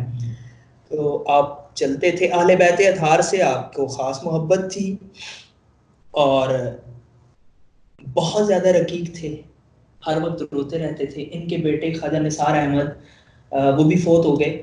ان کی کیفیت یہ تھی کہ وہ اتنا روئے کہ ان کی بینائی چلی گئی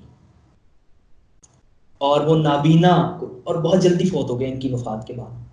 تو یہ ایک ایسے بزرگ ہیں. یہ کون سا ایریا ہے جی ہاں پوٹوہر. جی سطح مرتفع پوٹوہر، اٹک شہر، تحصیل جنڈ اور گاؤں بھاڑا.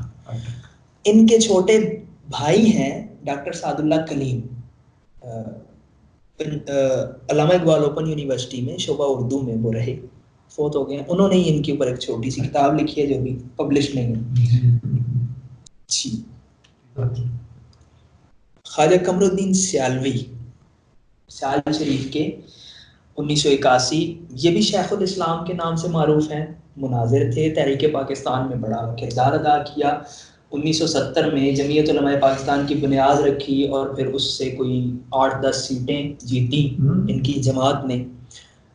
اور پھر کرم شاہ صاحب الازہری کے پھر مرشد بھی ہیں، بہت بڑے عالم دین ہیں. آگے چلیں جی. محمد کرم شاہ الازہری محمدیہ غوثیہ دارالعلوم کے بانی ہیں. بھیرا میں بہت مشہور دارالعلوم. جی دارالعلوم ہے. اور آپ جسٹس بھی رہے. آپ نے بہت خوبصورت سیرت پہ ضیاء النبی اور تفسیر ضیاء القرآن لکھی.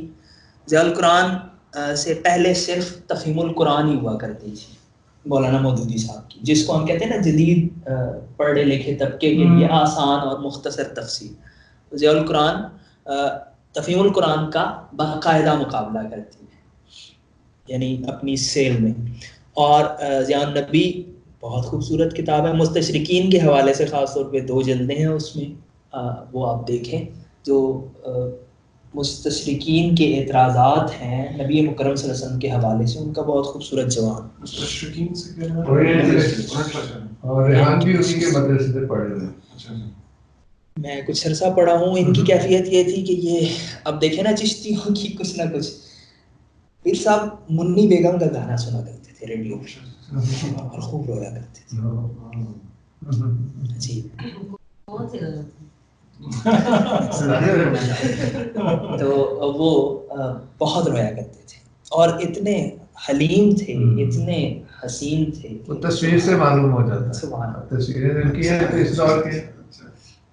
اور پھر ان کے بیٹے پیر امین اللہ سنان شاہ صاحب جو ابھی وفاقی مذہبی امور کے وزیر رہے ہیں، میں گواہ ہوں کہ پیر صاحب ہر روز، چونکہ ہم تو ہمارا گھر ہوتے تھے مدرسے میں، تو ہر روز تہجد کے لیے بھی سب بیٹری لے کے اکیلے جا رہے ہوتے تھے، اور ہر روز مجھے ملتے تھے اور مجھے کہتے تھے شاہ صاحب آپ کو روز میں دیکھتا ہوں۔ میں کہتا تھا حضور میں کیا کروں، وہ مجھ سے اندر رہا نہیں جاتا۔ اور اگر کوئی استاد ہے ٹارچ بیٹری، اور وہ بھی بہت خوبصورت انسان ہے۔ یہ کس کی بات کر رہے ہیں؟ امین الاسناد شاہ صاحب کی، زندہ ہے، ان کے بیٹے، ان کے بیٹے ہیں میرا کل مدرسے کے بیٹے ہیں جی۔ کون سی کدھر تھے وزیر تھے، کدھر کے تھے آپ کہہ رہے ہیں؟ پاکستان ملک ہے نہیں ابھی یہ کب کے وزیر تھے؟ نون لیگ کے دور میں۔ نون لیگ کے آگے چل 90s بات ہوئی، 90s 2009 میں انتقال ہوا۔ پھر کرم شاہ صاحب کا ہوا ہے۔ میں ان کے بیٹے کی بات کر رہا ہوں، نصیر الدین نصیر گیلانی، بہت جلدی فوت ہو گئے اور بہت معروف شخصیت ہیں۔ ان کی تربیت خواجہ حضرت سید غلام محی الدین نے، بابو جی حضور نے کی تھی، جو پیر میر علی شاہ صاحب کے بیٹے ہیں، اور پیر میر علی شاہ صاحب کا عکس تھے، بہت بڑے بزرگ تھے، اگرچہ وہ ایک اس طرح معروف نہیں ہے، لیکن نصیر الدین نصیر گیلانی شکل و شباہت میں بھی ان کے مشابہ ہیں، اور آپ کی تربیت ڈائریکٹ انہوں نے کی۔ تو پیر نصیر کا آپ سب کو پتہ ہی ہے کہ وہ کیسے تھے، مقرر بہت خوبصورت، تو شاعر اور میوزیشین اور جی بہت کچھ اور بس یہ بہت ہی زبردست ضروری۔ میں نے کوشش کی کہ میں اس کو جتنا ممکن ہو سکے شارٹ کر دوں۔ نہیں، آپ نے بڑا اچھا مینج کر لیا۔ صحیح ہے، لمبا ہاتھ اونچا کھڑا ہوا ہے۔ جی پوچھیں۔ سر یہ مجھے بتائیے گا، تین تھوڑے سے سوال کچھ تین سی ہیں۔ یہ شاہ ولی اللہ جو تھے یہ کون سے سلسلے سے تھے؟ شاہ ولی اللہ جو ہیں وہ قادری ہیں اور چشتی بھی ہیں، شاید نقشبندی بھی ہوں، نقشبندی بھی ہیں۔ ان کے ان کے پاس سارے دادا تھے وہ چشتی تھے، شاہ عبد الرحیم جو ہیں وہ چشتی تھے۔ تو شاہ ولی اللہ ہے بھائی۔ اس بات کا مطلب یہ ہے کہ وہ چشتی، قادری، وہ سارا کچھ ہے۔ وسیع ہے۔ تو یہ جو آپ نے بات کی تھی پیچھے کہ ان کے بیٹے نے چشتیوں کی اس چیز کو رد کرنے کی کوشش کی تھی، ان کا سلسلہ جو ہے وہاں تک جاتے ہی نہیں ہے، حضرت علی تک۔ تو مطلب یہ لوگ جو تھے، مطلب یہ آرٹ تصوف کے مطلب بہت اونچے مقام پہ، تو ان کو یہ چیز الہام نہیں ہوتی تھی کہ یہ سلسلہ اس طرح جا رہا اوپر، اس کے لیے ان کو کیوں ضرورت ہوتی تھی؟ ان کے بیٹے ضروری تھوڑی ہے بہت بڑے، وہ عالم بہت بڑے تھے ان کے بیٹے۔ الہام ایک سورس ہے، لیکن جب ہم بات کرتے ہیں اسکالری ویو کی یا شریعت کی یا علم ظاہری کی، تو اس کی اپنی اہمیت ہے۔ دیکھیں، الہام کے بارے میں ایک اصول ہمیشہ یاد رکھیں، کشف یا الہام یہ کبھی بھی حجت شرعی نہیں ہوتا، پرسنل چیز ہے، یہ آپ کا ایک ذوقی پرسنل، آپ کے لیے شاید وہ میں بھی کبھی حجت ہو سکتا ہے، لیکن وہ نبی کا ہو تو حجت ہے، باقی کسی کا نہیں۔ یہ اصول ہے، وہ ایک ایسے ہی ہے جیسے ایک تھیوری ہے، کسی نے سائنسدان نے کوئی تھیوری دی ہے اور ایک اور سائنسدان آتا ہے اور اس تھیوری کو پریکٹیکلی پروف کر کے رد کر دیتا ہے۔ تو محدث دہلوی نے یہی کیا تھا کہ پریکٹیکلی انہوں نے پروف کیا تھا کہ بھئی ہے ہی نہیں، اور وہ اتنا بڑا آدمی تھا کہ اس کی بات بس کیا پروف کیا تھا کہ حسن بصری کی حضرت علی کے ساتھ سما اور تعلق ثابت نہیں۔ یہ ان کے بیٹے نے کیا تھا۔ وہ زیادہ ہو سکتا ہے نقشبندی ہو گئے۔ کیا کہ سارے سلسلوں میں حضرت امام حسن، حضرت امام حسین سکپ ہوئے ہیں؟ نہیں ضروری نہیں، حضرت کئی جگہ حضرت امام صادق سے آگے شفٹ ہو جاتا ہے، وہ لڑی بہت سے شجرے ہیں نا۔ جی، اب جیسے نقشبندی سلسلہ ہے تو وہ سیدنا ابوبکر صدیق کے بعد امام جعفر صادق ہیں۔ اچھا، پھر وہ وہاں سے لیکن وہ حضرت ابوبکر کے بعد امام جعفر صادق سے تو کافی فاصلہ ہے وقت کا۔ نہیں اور بھی ہے، وہ تو ذرا شارٹ کہہ رہے اچھا، تھے وہ درمیان میں بڑی بیچ میں ہیں۔ یعنی کہ اس میں پھر حضرت علی کا فیض آ گیا نا کہنے کا مقصد. جی پوچھیں. کم ہو گئے اور نہیں پوچھ سکتے اور دونوں کس طرح ہوتی ہے کہ جس طرح ہم کہتے ہیں کہ تیمور صاحب کو بھی میں چاہوں گا جس کو جس طرح جو سلاسل ہیں حضرت علی سے یا صحابہ سے یا نبی صلی اللہ علیہ وسلم کی ذات سے تو ایک بزرگ ہیں جو 100 سال بعد آتے ہیں اور ایک بزرگ فرض کریں 500 سال بعد آتے ہیں, تو ہم کہہ رہے ہیں کہ 500 سال والے بعد والے بزرگ جو ہیں ان کا رتبہ 100 سال بعد والے جو بزرگ ہیں ان سے زیادہ بلند ہو جاتے ہیں, ان کی اہمیت یا ان کا وہ جو حلقہ اثر ہے وہ زیادہ کس طرح پھیل جاتا ہے. یہ آہستہ آہستہ کم نہیں ہونا چاہیے جیسے جیسے ہم اس سورس سے دور جاتے جا رہے ہیں؟ نہیں, کیوں کم ہونا چاہیے؟ نیچرل بات ہے نا. سورس جو ہے وقت کے ساتھ نہیں ہوتی نا, صرف دوری سے کیا مراد, دوری صرف وقت کی دوری ہے نا, وقت کی دوری تو ریلیونٹ ہوتی ہے. خدا کی اور اس فیض کی مثال آپ یہ کہہ لیں کہ سورج کی یا لائٹ کی اور آئینوں کی ہے, تو جتنے مرضی آئینے ہوں ان میں برابر نور نظر آئے گا, اور جتنے مرضی وہ آپ اس کو تقسیم در تقسیم کرتے چلے جائیں. کیونکہ کچھ باتیں اور کورسز میں ہوتی نہیں, مجھے پتا کیوں کر رہے ہیں سوال. اس میں سے دو جس ان کے حساب سے جواب اجازت ہو تو ان کے حساب سے بات کہ 2 اصول ہے نا جو آپ کی نظر میں. ایک یہ ہے کہ حضور نے کہا کہ سب سے اچھا دور میرا دور ہے, اس کے بعد اس سے بعد اس سے بعد, تو یہ ایک اصول ہے. مگر حضور نے یہ بھی کہا کہ ہر 100 سال بعد مجتہد آئے گا, تو وہ ایک ردم کے ساتھ نا یہ بڑے بڑے بزرگ آتے رہتے ہیں اپنے دور کے حساب سے وہ, اور ظاہر فیصلے کی وہ طریقت کا مطلب ہی ہے. دیکھیں بلکہ میں آپ کو ایک اور بات بتاؤں, مگر کہنے کا مقصد ہے کہ یوں تو ہے وہ بعد والے ان کا مقابلہ شاید نہیں کر سکتے, مگر پھر کوئی نہ کوئی اٹھتا مجتہد جو کسی طرح سے کہہ لے کم بھی نہیں ہوتا. دیکھیں انسانیت اور عقل اور کائنات مسلسل ارتقاء کی طرف جا رہی ہے اکارڈنگ ٹو علامہ اقبال. نہیں کل یوم ہوا فی شان, ہر دن وہ ایک نئی اس میں ہے. تو ارتقاء کرتے کرتے اس نے الٹیمیٹلی وہ جو حشر ہے اور وہ جو جنت ہے وہاں تک پہنچنا ہے. اس میں ایک دفعہ موت ہے, حشر ہے, اور پھر جنت یہ ہے کہ ایسی ورچوئل ورلڈ ہے کہ آپ جو سوچیں گے آپ کے لیے وہ بن جائے گا. تو آپ نے وہاں تک پہنچنا ہے, اور اس کائنات میں بھی اسی کی کوئی جنت بنے گی نا, بالکل الگ تو نہیں ہوگی. ظاہر ہے یہ ضائع تو نہیں ہوگی. جب رسول اللہ نے کہا کہ یہ یہاں سے یہاں تک جو ہے وہ جنت ہے, تو یہ زمین ہی بنے گی. شام کو کہا کہ میدان عرفات ہوگا, یوں ہوگا وہ ہوگا. تو یہ روایات جو ہیں بتاتی ہیں کہ اسی سے کچھ ہونا ہے. تو ظاہر ہے اللہ پاک اس کو مسلسل ارتقاء سے گزارے. اور پھر یہ بھی ممکن ہے کہ پچھلے لوگ اپنے سورسز کی کمی کی وجہ سے وہاں تک نہیں پہنچ سکے جہاں تک آپ پہنچ جائیں. ٹیکنالوجی کی مدد سے, باقی چیزوں کی مدد سے آپ خدا کو بہت زیادہ بہتر سمجھنے لگ جائیں ان سے.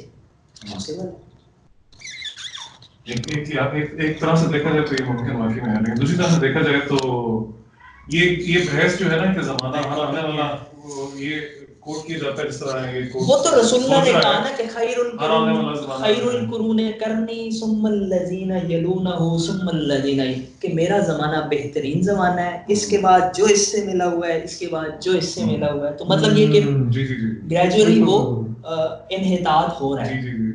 لیکن وہ انحطاط اس وجہ سے ہو رہا ہے کہ وہ رسول کی تعلیمات کو بھلایا جا رہا ہے, یا وہ باقاعدہ جو ڈائریکٹ سورس تھا اس سے وہ فطرت سے دور ہوتے جا رہے ہیں ایسا. لیکن آخر دوسرا بھی بات صحیح ہے, وہ دوسری بات کہ انسانی حوالوں سے کہ وہ ترقی مسلسل ہو رہی ہے, دین وہی رہنا ہے. آپ نے رسول اللہ کے ساتھ جتنا زیادہ انسلاق کر لیا آپ اتنے زیادہ بڑے ہو جائیں. یہ ممکن ہے, گنجائش موجود رہتی ہے. سارا کچھ امام مہدی پہ نہیں ڈال دینا.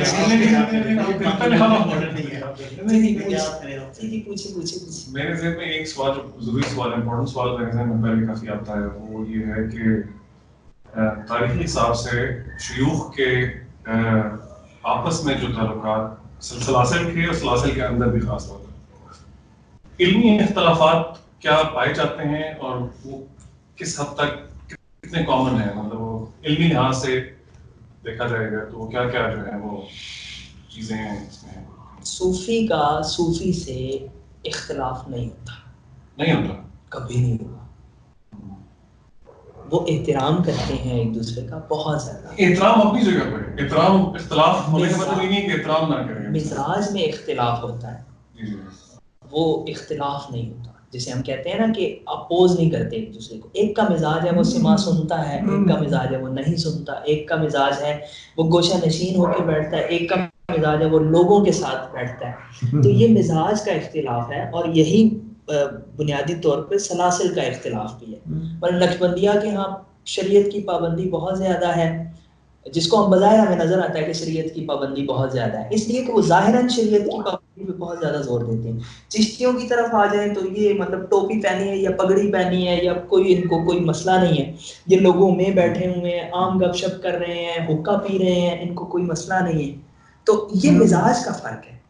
وہ تو صحیح ہے، وہ تو ظاہر ہے، وہ ہے کسی کا اپنا اپنا. اب ان میں جو پھر صوفی ظاہر ہے وہ سارے کامل انسان تو نہیں ہوتے نا، پھر کچھ میں کوئی نہ کوئی بشری لغزشیں، کمیاں کجیاں ہوتی ہیں، اور جب وہ آتی ہیں تو پھر مولوی اندر کا جاگتا ہے تو پھر وہ باتیں شروع کر دیتے ہیں. جی میرا سوال ہے، صوفی ہونے کے لیے کوئی سلسلہ ضروری ہے یا پھر ایک صوفی کی کوئی پہچان ہے کوئی اسپیسیفک؟ کیا کہ کسی بندے کو پہچان ہو کہ یار یہ صوفی ہے، اس کی پہچان کیا ہے؟ کس طرح حضور نے سکھایا ہے، کیونکہ یہ جو کیٹیگری ہے یہ وہ تو حضور قرآنک کیٹیگری ہے نا، اولیاء اللہ کی. ٹھیک ہے، تو حضور نے کہا ہے اجازت سے عالم آپ کہ اولیاء اللہ وہ ہے کہ جن کو دیکھ کے خدا یاد آتا. یہ ایک انہوں نے معیار بتایا حضور پاک کی حدیث میں. لیکن یہ بہت سبجیکٹو بھی ہے کیونکہ ہر انسان تو کو آپ کے نظر سے دیکھے گا. ہم حضور کی بات سے بحث تو نہیں کریں گے، اس کی گہرائی میں جانے کی کوشش کریں. یہ کوئی حقیقت ہوگی نا، ایسے بندے ہوتے ہوں گے، اس کا یہ مطلب. سبحان اللہ ہوتے ہیں. اللہ کنیکٹلی ایک سوال ہے کہ یعنی کسی سلسلے سے جڑا ہونا یا بیعت ہونا ضروری ہے ایک صوفی بننے کے لیے؟ دیکھیں کوئی واجب شرعی نہیں ہے، لیکن صوفیاء کے ہاں میں واجب شرعی کی بات کر رہا ہوں، جیسے نماز ہے ضروری اس طرح نہیں ہے. لیکن عام رائے یہ ہے صوفیاء کے ہاں، عام لوگوں کے ہاں، کہ من لا شیخ لہ شیخ و شیطان، کہ جس کا کوئی پیر نہیں ہے اس کا پیر شیطان. کوئی نہ کوئی شیخ ہوتا ہے آپ کا، وہ آپ کے والد ہو سکتے ہیں، کوئی امام مسجد صاحب ہو سکتے ہیں، کوئی آپ کے ٹیچر ہو سکتے ہیں، لیکن وہ کوئی نہ کوئی ہوتا ہے. تو یہاں پہ جب آپ بیعت کرتے ہیں تو بیعت اس لیے کی جاتی تھی کہ آپ باقاعدہ ایک نظام کا حصہ بننے جا رہے ہیں، اور آپ اس کے رول ریگولیشنز کو فالو کرنے جا رہے ہیں، اور اس کا مقصد آپ کا خدا سے ملنا ہے. پھر بیعت ہوتی تھی. ٹیچر کے بغیر تو کوئی علم نہیں ہے نا، اور دادا صاحب نے بھی یہی دلیل دی ہے کہ جو بھی تم چیز سیکھنے جاتے ہو کسی ٹیچر سے سیکھتے ہو. اور جب ٹیچر کی یعنی کہ سورس پروفٹ نا، دیکھیں دین کس سے سیکھتے ہیں؟ پروفٹ سے سیکھتے ہیں. اور جب یہ بات آ جاتی ہے کہ آپ نے اس راہ پہ چلنا ہے تو پھر واجب ہو جاتی ہے. آپ کا مدد کیا ہے؟ فالو اپ سوال یہ تھا کہ ٹیچر سے سیکھ تو سکتے ہیں، لیکن کیا ٹیچر کو جیسے آپ سپوز میرے ٹیچر ہیں، آپ کی فزیکل پریزنس یا آپ کا اس دور میں ضروری ہے؟ جیسے اقبال کہتے ہیں کہ میرے ٹیچر رومی بھی ہے، حالات بھی ہے، یہ بھی ہے. تو وہ کسی کتاب کو پڑھ کے اگر میں وہ نہیں کہ وہ بھی پیٹرن ہے، وہ بھی آپ کو پڑھ کے ڈاکٹر بھی بن سکتے ہیں نا. لیکن میں وہی سمجھ رہا کسی ہوں کوئی سرجن کی روح آ کے آپ کو بتا دیتے ہیں، وہ ویسے ہی سرجن ویسے سلسلہ ہے، وہ بتا دیتے ویسے ہیں، سرجن بن سکتے ہیں، لیکن ظاہراً آپ کو فالو کرنا ہوگا. ایک زندہ انسان ممکن نہیں ہے، استاد بنانا پڑتا ہے. بنانا پڑے گا. یہ تو پریکٹیکلی جب آپ انوالو ہوں گے نا پھر آپ کو سمجھ آئے گی کہ بھائی ضروری ہے. کیسے کرتے؟ دیکھیں میں یہ فضل داد بہرام رنیال کی بات کر رہا ہوں. بڑے مشکل عجیب سے مقام. فضل داد بہرام رنیال جو ہے میرے دادا کے مرشد بھی تھے. میرے دادا چلے پہ بیٹھے تو ان کے کزن وزن انہیں دیکھنے گئے. حالت عجیب، کھانا پینا کوئی نہیں، ایک آلو روز کا کھانا وہ غار میں بٹھایا وہ. اب وہ جو کزنز ہوتے ہیں ان میں محبت بہت ہوتی ہے. انہوں نے دیکھا، غصہ آیا اور چلے گئے. پیر صاحب بیٹھے ہوئے تھے. تو شرم نہیں آنی، تسی بڑے شریعت نے فلانے تے ٹمکانے تے یہ وہ گالیاں دے دو سنا کے ان کو کہتے ہیں میرا کزن مار دیا آپ نے. خدا کا خوف کرو, اس کی بیوی ہے, اس کے 6 بچے ہیں, وہ مر جائے گا, کیا کرتے ہو اس کو. تو پیر صاحب کھڑے ہو کے نا پاؤں سے دکھاتے ہیں, کہتے ہیں یہ دیکھ پاؤں میں بکھڑا ہوتا ہے ہماری طرف, کانٹے لگے ہوئے, کہتے ہیں میں ساری رات اس کا پہرا دیتا ہوں, تم نے کیا سمجھا ہوا ہے مجھے, میں نے ویسے اسے بٹھا دیا. تو یہ پریکٹیکل آپ جب کرتے ہو پھر آپ کو سمجھ آتی ہے کہ یار مجھے کسی کی ضرورت ہے, اور وہ کون بندہ ہوگا جو مجھے ملے گا. ایسے نہیں ہوتا. کتنے سال چلیں گے تو ایک اور یہ کلاس ہم بند کر دیں کہ وہ آن لائن ہے, ہم لوگ اپنی گفتگو جاری رکھیں گے تاکہ جناب اگر آپ جانا چاہیں سیما افروز صاحب, ہم آپ کو روکیں گے نہیں کیونکہ یہ گفتگو اب چل رہی ہے, تو if you want to leave you can leave, اور مگر میں اس کو آن چھوڑ رہا ہوں. جی تھینک یو سو مچ, مجھے بہت زیادہ مزہ آیا. میں تھوڑی دیر کے ساتھ سنوں, اس کے بعد میں شاید. Thank you. ٹھیک ہے, تھینک یو. جی جی جی جناب. اچھا, یہ جو آپس میں سلسلے جو فرق ہیں, یعنی نقش بندیہ, سوربندیہ اور قادریہ, کیا ان کی ٹیچنگ میں فرق ہے, ان کی وے آف قرب الہی حاصل کرنے میں فرق ہے؟ جی دیکھیں, چشتی جو سلسلہ ہے اس کا ایک بنیادی اصول ہے. چشتیوں نے ہمیشہ, جنیدی سلسلے نے بھی یہی کہا, چشتیوں نے ہمیشہ کہا کہ آپ نے حکمرانوں سے دور رہنا. ملفوظات سارے مشاہیر چشت کے اٹھا کے دیکھ لیں, کہیں کسی حکمران وقت کا ذکر نہیں. اتنا استغنا. بادشاہ بھی تو آپ نے بتایا چشتی, وہ پرانے تھے, وہ بادشاہ چھوڑ دی تھی انہوں نے, وہ اللہ کی طرف سے. اب ہم ایک پوسٹ وقت سلسلے نہیں تھے, اب ہم ایک سلسلے کا پیٹرن بتا رہے ہیں. چشتی شیخ جو ہوگا وہ دربار میں نہیں جائے گا. اچھا نقش بندی جاتے تو پکا